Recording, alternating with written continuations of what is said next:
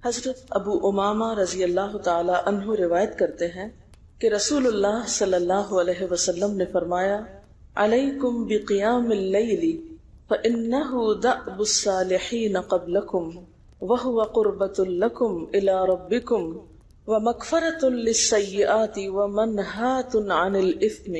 حضرت ابو امامہ رضی اللہ تعالی عنہ سے روایت ہے کہ رسول اللہ صلی اللہ علیہ وسلم نے فرمایا، تہجد ضرور پڑھا کرو کیونکہ وہ تم سے پہلے صالحین کی روش ہے۔ یعنی یہ نماز صرف امت مسلمہ کے لیے نہیں بلکہ ہم سے پہلے دیگر امتوں کے جو نیک لوگ گزرے ہیں ان کی روش بھی یہی ہے، اور تمہارے لیے اپنے رب کے قرب کا وسیلہ ہے۔ یعنی تہجد وسیلہ ہے کس کا؟ اللہ کا قرب حاصل کرنے کا، اور گناہوں کے مٹنے کا ذریعہ ہے، اور مزید گناہوں سے بچنے کا سبب ہے۔ یعنی پچھلے گناہوں کے صاف ہونے کا ذریعہ، نمبر 3 مزید گناہوں سے بچنے کی طاقت انسان کو نصیب ہوتی ہے اس کے ذریعے، یعنی گناہوں سے روک بنتا ہے۔ یہ روایت جو ہے ابن خزیمہ کی ہے۔ حضرت ابو ہریرہ رضی اللہ تعالی عنہ روایت کرتے ہیں کہ رسول اللہ صلی اللہ علیہ وسلم نے فرمایا، اس شخص پر اللہ کی رحمت ہو جو رات کو اٹھا، پھر نماز تہجد پڑھی، پھر اپنی بیوی کو جگایا، پھر اس نے نماز پڑھی، پھر اگر عورت غلبہ نیند کے باعث نہ جاگی تو اس کے منہ پہ پانی کے چھینٹے مارے، اور اس عورت پر بھی اللہ کی رحمت ہو جو رات کو اٹھی، نماز پڑھی، اپنے شوہر کو جگایا، پھر اس نے نماز پڑھی، پھر اگر شوہر نہ جاگا تو اس کے منہ پر پانی کے چھینٹے مارے۔ برابر کی بات ہے، دونوں کے لیے اجر بھی برابر کا ہے، اور دونوں کو حق بھی برابر کا ہے جگانے کا، اور دونوں کو پانی کا چھینٹا مارنے کا بھی حق ہے، اور اس میں کسی کی بھی بے عزتی کی بات نہیں۔ یعنی عورت اگر ایسا کرے اپنے شوہر کے ساتھ تو وہ اس کی طرف سے کوئی روڈنس نہیں ہوگی، کیونکہ عام طور پر جب کسی کو نیند کی حالت میں جگایا جاتا ہے اور خصوصاً اگر اس پہ پانی پھینک دیا جائے تو وہ کیا سمجھتا ہے کہ اس کی بہت بے عزتی ہو گئی یا اس کے ساتھ بہت برا کیا گیا، اور عموماً لوگ اس وقت بہت غصے کا مظاہرہ پھر کرتے ہیں کہ کیوں جگایا جا رہا ہے۔ حضرت ابو ہریرہ رضی اللہ تعالی عنہ کہتے ہیں کہ رسول اللہ صلی اللہ علیہ وسلم فرماتے تھے، فرض نماز کے بعد سب نمازوں سے افضل تہجد کی نماز ہے۔ یعنی فرائض بہرحال افضل ہے، اور نوافل میں سب سے افضل تہجد کی نماز۔ رسول اللہ صلی اللہ علیہ وسلم نے فرمایا، جب انسان سوتا ہے تو شیطان اس کے سر کی گدی پر 3 گریں لگاتا ہے اور کہتا ہے کہ رات بڑی لمبی ہے، یعنی اس کو تھپکی دیتا ہے اور کہتا ہے لمبی رات ہے، ابھی سوئے رہو، ابھی ٹائم ہے، ٹھہر کے اٹھنا، یعنی اس کو سلائے رکھتا ہے۔ اگر وہ بیدار ہو کر اللہ کا ذکر کرے، یعنی آنکھ کھلے اور اللہ کا ذکر کو شروع کر دے تو ایک گرہ کھل جاتی، شیطان کے پھندے سے انسان آزاد ہونے لگتا ہے۔ اگر وضو کرے تو دوسری گرہ کھل جاتی، اگر نماز پڑھے تو تیسری گرہ کھل جاتی، اور وہ شادمان اور پاک نفس ہو کر صبح کرتا ہے۔ یعنی جو شخص صبح نماز کے وقت پر، تہجد کے وقت، یا پھر کم از کم فجر کے وقت اٹھ جاتا ہے، اللہ کا ذکر کرتے ہوئے وضو کرے اور پھر نماز پڑھ لے، سورج نکلنے سے پہلے پہلے یہ کام کر لے تو وہ ایک مطمئن شخص کی طرح اٹھتا ہے، ورنہ اس کی صبح خبیث اور سست نفس کے ساتھ ہوتی۔ عام طور پر ہم اطمینان کی تلاش میں رہتے ہیں، سکون کی تلاش میں رہتے ہیں، اور یہ سوچتے ہیں کہ ہمیں ڈپریشن ہے یا ہمارے اندر ایک غم ہے، تو ہم اس کے اسباب نہیں جانتے کہ سبب کیا ہے۔ ان کے اسباب میں سے ایک بڑا سبب شیطان کی گرفت میں ہونا ہے، اور شیطان اپنی گرفت ویسے تو دن کے وقت بھی انسان پر رکھتا ہے، لیکن خصوصاً رات کے وقت جب انسان سو جاتا ہے تو وہ نہیں چاہتا کہ سوتا ہوا اٹھے انسان، اور اگر انسان ہمت کر کے اٹھ جاتا ہے، ذکر کرتا ہے، وضو کرتا ہے اور نماز پڑھ لیتا ہے تو یہیں سے اطمینان قلب کا آغاز ہو جاتا ہے، اس کی تسلی ہو جاتی۔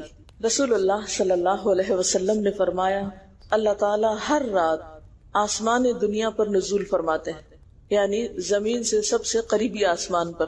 جب 1/3 رات باقی رہ جاتی ہے تو فرماتے ہیں، ہے کوئی جو مجھے پکارے؟ اس وقت اللہ تعالیٰ بندوں کو پکارتے ہیں، ہے کوئی جو مجھے پکارے میں اس کی دعا قبول کروں؟ ہے کوئی جو مجھ سے مانگے میں اس کو دوں؟ ہے کوئی جو مجھ سے بخشش طلب کرے تو میں اس کو بخش دوں؟ گویا یہ وقت دعا کی قبولیت کا وقت ہے، انسان جو مانگے اس کو ملتا ہے، اور خصوصی طور پر بخشش کے طلب کرنے کا وقت ہے، جیسے قرآن پاک میں آتا ہے وَبِالْأَسْحَارِ هم یستغفرون وبالاسحار هم یستغفرون، اور سحری کے وقت وہ استغفار کرتے ہیں۔ اب ہو سکتا ہے کہ آپ کہیں کہ نہیں، ہم نے تو زندگی میں کوئی خاص گناہ کیے ہی نہیں، اس لیے ہمیں تو بخشش کی ضرورت ہی نہیں، بخشش مانگے گناہگار لوگ، ہم تو نیک لوگ ہیں، نیک کام کرتے ہیں، دن رات قرآن پڑھتے پڑھاتے ہیں، اس لیے ہماری تو ضرورت نہیں۔ نہیں، نبی صلی اللہ علیہ وسلم جن کے اگلے پچھلے سب قصور معاف کر دیے گئے تھے، وہ اتنا لمبا قیام کرتے تھے کہ ان کے قدم مبارک سوج جاتے تھے۔ حضرت مغیرہ فرماتے ہیں رسول اللہ صلی اللہ علیہ وسلم نے اتنا لمبا قیام کیا رات کو کہ آپ کے پاؤں سوج گئے۔ آپ سے سوال کیا گیا کہ آپ اتنی مشقت کیوں کرتے ہیں، اپنے آپ کو اتنا کیوں تھکاتے ہیں، حالانکہ آپ کے تو سارے گناہ معاف کر دیے گئے۔ آپ نے فرمایا کیا میں اللہ کا شکر گزار بندہ نہ بنوں؟ یعنی صرف گناہوں کی بخشش ہی نہیں بلکہ نعمتوں پر شکر بھی واجب ہے۔ جہاں ایک طرف گناہوں کی بخشش انسان کے لیے اللہ کے قرب کے راستے ہموار کرتی ہے، وہاں اللہ تعالیٰ کا شکر ادا کرنا بندے کو اللہ کا قرب عطا کرتا ہے۔ اچھا، اب پہلی سنت میں آپ کو بتاؤں گی کہ اگر آپ تہجد کے وقت اٹھے ہیں تو سب سے پہلے آپ کیا پڑھیں گے۔ حضرت عائشہ رضی اللہ تعالیٰ عنہا فرماتی ہیں کہ رسول اللہ صلی اللہ علیہ وسلم جب رات کو تہجد کے لیے اٹھتے تو یہ پڑھتے 10 بار اللہ اکبر، 10 بار الحمدللہ، 10 بار سبحان اللہ و بحمدہ، 10 بار سبحان الملک القدوس، 10 بار استغفر اللہ، 10 بار لا الہ الا اللہ، اور پھر 10 بار اللہم اعوذ بک من ضیق الدنیا و ضیق یوم القیامہ، میں تیری پناہ میں آتا ہوں دنیا کی تنگی سے اور قیامت کے دن کی تنگی سے۔ اللہم اعوذ بک من ضیق ضاد یہ قاف، من ضیق الدنیا و ضیق یوم القیامہ، یہ بھی 10 بار۔ اور پھر فرماتے اللہم اغفر لی واہدنی وارزقنی وعافنی، پھر وضو کرتے اور تہجد شروع کرتے، یعنی یہ بھی وضو سے پہلے آپ پڑھ لیتے تھے۔ تو آپ کیا کر سکتے ہیں، جیسے آنکھ کھلی ہے بستر پر لیٹے ہیں تو بعض اوقات ایسا ہوتا ہے نا کہ انسان سوچتا ہے اچھا ایک سائڈ پہ سو کے اتنے تھکے ہوئے ہوتے ہیں کہ آپ ایک دم نہیں اٹھ پاتے۔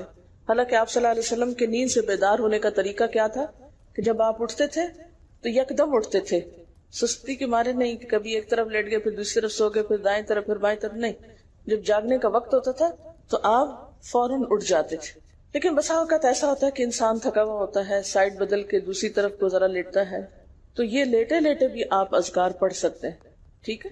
اور یہ سب آپ کو آتے ہی ہوں گے سوائے ایک وہ ذکر کے اللہم اعوذ بک من ضیق الدنیا و ضیق یوم القیامہ، اور ترتیب آپ یاد کر لیں اپنے بیڈ سائڈ ٹیبل پہ یا بیڈ پہ یا کہیں بھی، یہ نوٹس کسی پین کے ساتھ لکھ کے لگا دیں، چپکا دیں، اور جب یاد ہو جائے تو پھر اتار دیں، جب عادت بن جائے تو ہٹا دیں وہاں سے، ٹھیک ہے نا؟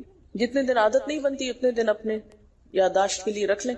اسی طرح نیند سے اٹھ کر لا الہ الا اللہ وحدہ لا شریک لہ لہ الملک ولہ الحمد وہو علی کل شیء قدیر الحمد للہ وسبحان اللہ واللہ اکبر ولا حول ولا قوۃ الا باللہ، یہ بھی پڑھ سکتے ہیں۔ اچھا، ضروری نہیں کہ سب کچھ ایک ہی دن میں پڑھ لیں، یہ بھی آپ کر سکتے ہیں کہ ایک دن میں ایک چیز پڑھ لیں، دوسرے دن دوسری پڑھ لیں، تیسرے دن تیسری پڑھ لیں، ٹھیک ہے؟ اور اگر ساری ایک دن بھی پڑھنا چاہیں، دیکھیں وقت کی بات ہے نا، ہو سکتا ہے اس وقت عمر کے اس حصے میں آپ پہ بہت ذمہ داریاں ہوں، آپ یہ سب کچھ نہ پڑھ سکتے ہوں، لیکن زندگی کا ایک ایسا وقت بھی آتا ہے جب انسان بوڑھا ہو جاتا ہے، جب اس کے اوپر باقی ذمہ داریاں کم ہو جاتی ہیں، پھر نیند بھی کم ہو جاتی ہے، پھر زیادہ عبادت کا موقع ملتا ہے۔ تو ایسے میں جب انسان کے پاس عبادت کے لیے وقت اور موقع زیادہ ہو تو پھر یہ ساری چیزیں بھی پڑھ لیں، ٹھیک ہے نا؟ پھر اسی طرح یعنی یہ جو روایت ہے کہ جس میں آپ صلی اللہ علیہ وسلم نے فرمایا جو شخص نیند سے جاگے، اور یہ تہجد کے وقت ہی نہیں، اگر فجر کے لیے بھی آپ اٹھ رہے ہیں تو یہ دعا پڑھ سکتے ہیں، لا الہ الا اللہ وحدہ لا شریک لہ، اور پھر الحمدللہ وسبحان اللہ واللہ اکبر ولا حول ولا قوۃ الا باللہ، پھر کہے اللہم اغفر لی، پھر کیا پڑھے اللہم اغفر لی، یا کوئی اور دعا کرے تو قبول ہوگی، اور اگر وضو کر کے نماز پڑھے تو وہ بھی قبول کی جائے گی۔ صبح اٹھتے ہی اللہ کی تعریف، اور آپ کو معلوم ہے کہ یہ جو چوتھا کلمہ ہے نا لا الہ الا اللہ وحدہ، اس کو دعا بھی کہا گیا، حالانکہ اس میں صرف اللہ تعالیٰ کی حمد و ثنا، اور یہ یوم عرفہ کی دعا ہے۔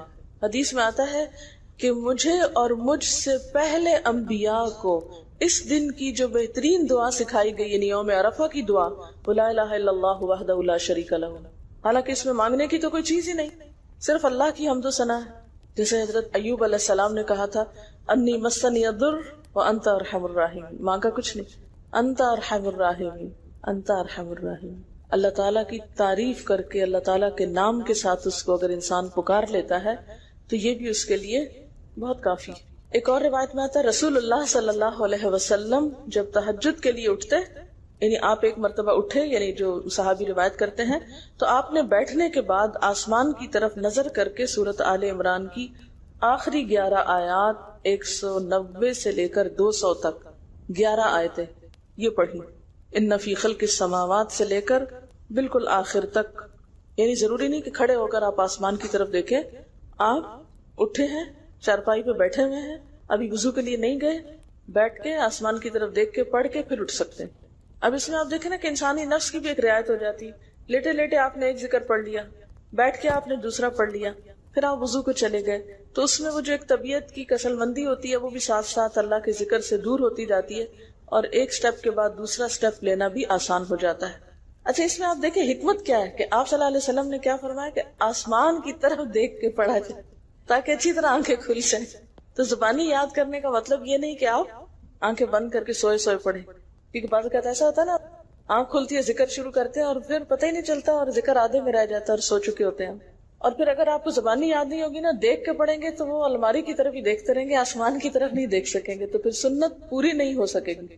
اور اسی طرح حضرت ابن عباس روایت کرتے ہیں کہ جب رسول اللہ صلی اللہ علیہ وسلم رات کو تہجد کے لیے کھڑے ہوتے تو اللہ پر تکبیر تحریمہ کے بعد یہ دعا پڑھتے، اللہم لک الحمد انت قیم السماوات والارض ومن فیہن وَلَكَ الْحَمْدُ لَكَ مُلْكُ السَّمَاوَاتِ وَالْأَرْضِ وَمَنْ فِيهِنَّ وَلَكَ الْحَمْدُ أَنْتَ نُورُ السَّمَاوَاتِ وَالْأَرْضِ وَلَكَ الْحَمْدُ أَنْتَ مَلِكُ السَّمَاوَاتِ وَالْأَرْضِ وَلَكَ الْحَمْدُ أَنْتَ الْحَقُّ وَوَعْدُكَ الْحَقُّ وَلِقَاؤُكَ حَقٌّ وَقَوْلُكَ حَقٌّ وَالْجَنَّةُ حَقٌّ وَالنَّارُ حَقٌّ وَالنَّبِيُّونَ حَقٌّ وَمُحَمَّدٌ صلی اللہ علیہ وسلم حق وَالسَّاعَةُ حق. اللہم لک اسلمت وبک آمنت وعلیک توکلت والیک انبت وبک خاصمت والیک حاکمت فاغفر لی ما قدمت وما اخرت وما اسررت وما اعلنت انت المقدم وانت المؤخر لا الہ الا. الہی تیرے ہی لیے ہے ساری تعریف، زمین و آسمان اور جو کچھ ان میں ہے سب کو تو ہی قائم رکھنے والا ہے. تیرے ہی لیے ہے ساری تعریف، زمین و آسمان اور جو کچھ ان میں ہے اس سب کی بادشاہی تیرے ہی لیے ہے. تیرے ہی لیے ہے ساری تعریف، تو ہی روشن کرنے والا ہے زمین و آسمان کو، تیرے ہی لیے ہے ساری تعریف. تو ہی بادشاہ ہے زمین و آسمان کا، تیرے ہی لیے ہے ساری تعریف. تو حق ہے، تیرا وعدہ حق ہے، تیری ملاقات حق ہے، تیرا کلام حق ہے، جنت حق ہے، جہنم حق ہے، تمام انبیاء حق ہیں اور محمد صلی اللہ علیہ وسلم حق، قیامت حق ہے. الہی میں تیرے سامنے جھک گیا، میں صرف تیرے ساتھ ایمان لایا، میں نے صرف تجھی پر بھروسہ کیا، میں نے صرف تیری طرف رجوع کیا، صرف تیری ہی مدد سے دشمنوں سے جھگڑتا ہوں، میں نے صرف تجھے ہی اپنا حاکم مانا. سو تو میرے اگلے پچھلے اور ظاہر و پوشیدہ اور جنہیں تو مجھ سے زیادہ جانتا ہے سارے کے سارے گناہ معاف کر دے. تو ہی آگے کرنے والا ہے، تو ہی پیچھے ڈالنے والا ہے، تیرے سوا کوئی سچا معبود نہیں. یہ جو دعا استفتاح ہے تہجد کے وقت کی، یہ باہر نہیں نماز کے اندر پڑھنے کی دعا ہے. ہم دعا مانگتے اللہم اجعلنی لک ذکارا لک شکرا. ان دعاؤں کے پڑھے بغیر ذکار کیسے بن سکتے ہیں؟ ذکار کا صیغہ تو فعال کے اوپر ہے نا، بہت زیادہ ذکر کرنے والا. والذاکرین اللہ کثیرا والذاکرات. تو ذاکرات کیسے بن سکتے ہیں جب تک کہ یہ دعائیں زبانی نہ آتی ہوں اور اپنے وقت پر نہ پڑھی جاتی. ویسے بھی ذکر بہت اچھی چیز ہے، لیکن جو مسنون ذکر ہے اور جو نبی صلی اللہ علیہ وسلم کے طریقے کے مطابق ہے، جو اطمینان قلب اور خوشی اس وقت اس کام کو اس طریقے پہ کر کے نصیب ہوتی ہے، وہ اس کے علاوہ نہیں ہوتی. اگرچہ اس سے خوشی ہوتی ہے لیکن اس طرح کی نہیں نصیب ہوتی، اس طرح کا اطمینان نہیں ہوتا. آپ تجربہ کر کے دیکھ لیں، سنت کے مطابق زندگی گزارنا اور اپنی مرضی کے مطابق زندگی گزارنا، یہ دو مختلف لائف سٹائلز ہیں، دو مختلف طریقہ ہے زندگی ہیں. دونوں کا امپیکٹ فرق ہوتا ہے، اثرات فرق ہوتے ہیں. اور یہ نہیں کہ یہ کوئی بہت مشکل عمل ہے، بہت مشکل کوئی نہیں ہے، ہم کر سکتے ہیں، لیکن بات یہ ہے کہ ہم کرنے کی کوشش کریں، ارادہ تو کریں۔ پہلے تو آپ اپنے آپ سے یہ پوچھیں ارادہ بھی کیا کہ نہیں، کیونکہ اگر ارادہ ہو گیا نا تو کام بھی ہو جائے گا۔ مشکل یہ ہے کہ ہم جب کوئی ایسا کام سنتے ہیں تو پھر سوچتے نہیں ہمارا تو حالات اتنے کٹھن ہیں کہ یہ عمل ہمارے لیے نہیں، ویسے بھی نفل ہے، کوئی بات نہیں، نہ بھی ہو سکا تو کیا ہے، یہی کہہ کے ہم چھوڑ دیتے ہیں چیزوں کو کہ نہیں۔ لیکن میں سمجھتی ہوں کہ جو عمر آپ بچیوں کی خاص طور پر اس وقت ہے، اس عمر کو غنیمت سمجھے، اور اس میں آپ نے جو کچھ اب یاد کر لیا، عادت ڈال لی، وہ اگلی زندگی میں شدید مصروفیت کے باوجود بالکل عادت ثانیہ ہو جائے گی، ایک روٹین ہو جائے گی، اور آپ کو مشکل نہیں ہوگی۔ لیکن اگر اب نہیں عادتیں ڈالی، کل کو یا نئے سرے سے عادت ڈالنا بہت مشکل ہوگا۔ سنت مشکل نہیں ہے، صرف یہ ہے کہ ارادے، نیت اور پھر کوشش کی ضرورت۔ کر لیں گے تو ہو بھی جائے گا، آخر کرنے والے کرتے ہیں۔ لیکن جب پہلے سے سوچ لیتے نہیں بڑا مشکل، وہ تو اللہ والے کرتے ہیں، اور وہ تو نیک لوگوں کا کام ہے، ہم تو نہ اللہ والے ہیں اور نہ ہی نیک ہیں، تو کیوں نہیں ہے، ہو جائے۔ اب آپ صلی اللہ علیہ وسلم کی تہجد کی کیفیت کیا تھی؟ حضرت ابو ذر کہتے ہیں کہ رسول اللہ صلی اللہ علیہ وسلم نے تہجد میں اتنا قیام کیا کہ اس ایک آیت کو پڑھتے پڑھتے صبح کر دی، ایک آیت پڑھتے پڑھتے صبح کر دی۔ کون سی آیت تھی وہ؟ ان تعذبہم فانہم عبادک وان تغفر لہم فانک انت العزیز الحکیم۔ ایک آیت کو اتنی دفعہ پڑھا، اور پڑھتے رہے اور پڑھتے رہے اور پڑھتے رہے، اسی میں صبح ہو گئی۔ تو طویل قیام جو ہے ضروری نہیں کہ وہ صرف کس وقت ہو، کوئی لمبی سورت پڑھ کے، چھوٹی سورت بھی ہو سکتی ہے، لیکن روح کے ساتھ، شعور کے ساتھ اگر آپ دوہرا کے بھی پڑھیں۔ مثال کے طور پہ آپ نے کوئی سورت یاد کر لی ہے اور آپ پڑھنے کھڑے ہوئے ہیں اور آپ کو صحیح طرح آتی نہیں ہے، یا آتی ہے تو اتنی تیز نہیں آتی، بہت رٹی ہوئی نہیں ہے، تو کوئی بات نہیں، ایک ایک آیت کو 2 دفعہ 3 دفعہ بھی آپ اس کو پڑھ سکتے ہیں، اور اس طرح بھی پڑھ کے لمبا کر سکتے ہیں۔ یعنی طویل قیام صرف زیادہ قرات سے ہی نہیں، مختلف طریقوں سے ہو سکتا ہے۔ یہ آیت ہے سورۃ المائدہ کی 118 نمبر آیت ہے۔ اگر تو انہیں عذاب دے تو وہ تیرے بندے ہیں، اور اگر تو انہیں معاف کر دے تو یقیناً تو غالب اور حکمت والا ہے۔ حضرت حذیفہ رضی اللہ تعالی عنہ نے نبی صلی اللہ علیہ وسلم کو تہجد پڑھتے دیکھا۔ وہ کہتے ہیں سورۃ فاتحہ کے بعد آپ نے سورۃ بقرہ پڑھی، پھر رکوع کیا۔ آپ کا رکوع آپ کے قیام کی مانند تھا۔ ہماری تو کمر نہ ٹوٹ جائے، کر کے تو ذرا دیکھیں۔ میں نے زندگی میں پہلی دفعہ رمضان میں طویل رکوع اور سجدے کا موقع ملا، اس سے پہلے تو اس طرح کا سچ پوچھے کانسیپٹ بھی کوئی نہیں تھا، کیونکہ بہت سی چیزیں جب ہم پڑھتے ہیں تو ہم کہتے ہیں ہاں یہ نبی صلی اللہ علیہ وسلم کے لیے ہے، یہ تو آپ کی شان ہے اور آپ کا مقام ہے، ہم تو عام کمزور بندے ہیں۔ اصل میں ہم کمزور کیوں ہیں؟ اس لیے کہ ہم نے اپنی انرجیز بیکار باتوں میں بہت لگا رکھی، بیکار غم پالے ہوئے ہیں، بیکار مشغلے ہیں، بیکار گفتگویں ہیں۔ انرجی تو لگتی ہے نا، آپ فضول کی باتیں سوچیں تو کیا انرجی نہیں لگے گی؟ آپ لایانی چیزوں پہ کڑنا شروع کر دیں، کیا انرجی نہیں لگے گی؟ لگے گی۔ تو پھر آپ کے پاس کوئی تعمیری مثبت کام کرنے کے لیے نہ وقت ہے نہ انرجی ہے، پھر اس وقت تک آپ خالی ہو چکے ہوتے ہیں۔ رات کو دیر تک آپ اگر فضول گپ شپ کرتے رہے تو صبح اٹھے گا کون، اور پھر صبح پڑھے گا کون، اور اگر پڑھے بھی تو کیا پڑھے اس میں؟ کبھی آپ نے سوچا کہ احادیث کی یہ جو کتابیں ہیں، یہ ساری کی ساری صرف آپ کی گفتگو نہیں، آپ کے عمل کا بھی احاطہ کیے ہوئے ہیں، اور ٹوٹل آپ کی گفتگو یہی ہے۔ اور اگر ہم اپنی گفتگو کو دیکھیں اور ہماری باتوں کی کوئی کتاب تیار ہو، نبی صلی اللہ علیہ وسلم کی عظمت کو پہچانیں، ہم اپنی گفتگو کا جائزہ لیں۔ اگر ہماری گفتگو بھی ریکارڈ ہو کر لوگوں کے پاس جانے لگے، لوگوں تک پہنچنے لگے، ہم عملی نمونہ کیوں نہیں لوگوں کے لیے؟ ہمیں دیکھ کر لوگوں کے عمل کیوں نہیں بدلتے؟ ہماری بات لوگوں پر اثر کیوں نہیں کرتی؟ کبھی سوچا ہم نے؟ صرف اپنی گفتگو کے آئینے میں ہی اپنے آپ کو پہچان لیں کہ ہم کہاں ہیں، کون ہیں، کہاں کھڑے ہیں، لوگوں کے بیچ میں کیا باتیں کرتے ہیں، لوگوں کے پیٹھ پیچھے کیا باتیں کرتے ہیں، کہاں کس حال میں کیا کر رہے ہوتے ہیں۔ ہر شخص اپنے آپ کو خود پہچان سکتا ہے۔ کیا واقعی ہم اس لائق ہیں کہ کوئی ہم سے کچھ سیکھے؟ صرف اپنی گفتگو کے آئینے میں خود کو پہچانے۔ بعض اوقات کتنا بیکار بولتے ہیں، کتنا بے مقصد بولتے ہیں، کتنا ضرورت سے زائد بولتے ہیں۔ اس کا یہ مطلب نہیں کہ مصنوعی خاموشی اپنے اوپر مسلط کر لیں، کیونکہ پھر ہم دوسری ایکسٹریم پہ نکل جاتے ہیں، لیکن بامقصد گفتگو کتنی ہے ہماری باتوں میں جو واقعی فائدہ مند ہو، تو پھر ذرا روک بھی لیا کریں نا اپنے آپ کو۔ اپنے ساتھ خود ہی محنت کریں گے تو بات بنے گی، سوچیں تو، احساس تو کریں، جب کریں گے تو انشاءاللہ کامیابی بھی ہوگی۔ لیکن پہلی بات تو یہ نا کہ ہم جو کچھ کرتے ہیں نہ اس کا حساب کرتے ہیں، نہ اس کے بارے میں سوچتے ہیں کہ ہم کر کیا رہے ہیں۔ ہمیں نیکی نہ کرنے کا موقع یا ہمارے نیکی نہ کرنے کا ایک سبب اور ایک بڑی وجہ ہماری انرجیز کا بیکار چیزوں میں استعمال ہونا ہے، فضول کی سیاست میں ملوث ہونا ہے، اپنی ذمہ داریوں کا ہمیں ہوش نہیں ہوتا، دوسروں کے کاموں میں مداخلت خوب سوچتی، خود کیا کر رہے ہیں اس کا کچھ پتہ نہیں، دوسرے کیا کر رہے ہیں اس سے بہت دلچسپی، یا کیا نہیں کر رہے۔ بہت سے لوگ، بہت سی خواتین کمر درد کی شکایت کرتے ہیں، اور اس کی ایک بڑی وجہ نمبر 1 رکوع کا صحیح پوزیشن پہ نہ ہونا ہے، اور نمبر 2 اس پوزیشن پہ کوئی ایکسرسائز نہیں ہماری ہوتی۔ یہ بتا رہی ہے کہ کسی کی کمر میں درد تھا اور ٹھیک نہیں ہوتا تھا کسی چیز سے، تو ڈاکٹر نے ان کو یہ مشورہ کیا کہ طویل رکوع اور طویل سجدے کریں، بیسٹ ایکسرسائز ہے، کر کے تو دیکھیں۔ اور اس میں آپ دیکھیں کہ صحیح پوزیشن پہ لائیں، بالکل اسٹریٹ رکھیں گردن اور کمر کو، پیٹھ اور گردن ایک لائن میں آنی چاہیے۔ بہت سے لوگ یوں ٹیڑھی کرتے ہیں، یوں کر کے بس کرتے ہیں، یہ غلط پوزیشن، اس سے تو اور بیمار ہو سکتے ہیں۔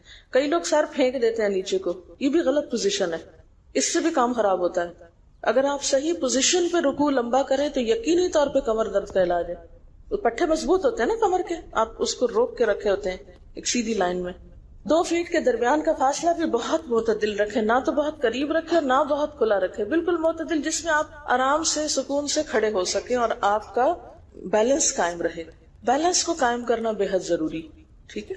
حضرت حذیفہ نے نبی صلی اللہ علیہ وسلم کو تہجد پڑھتے دیکھا، وہ کہتے ہیں کہ سورۃ فاتحہ کے بعد آپ نے سورۃ بقرہ پڑھی، پھر رکوع کیا، آپ کا رکوع آپ کے قیام کی مانند تھا، یعنی جتنا لمبا قیام تھا اسی طرح رکوع تھا، پھر آپ نے رکوع سے سر اٹھایا اور کھڑے ہو گئے، اور آپ کا قوما یعنی رکوع کے بعد اٹھنے کا وقت بھی کافی طویل تھا۔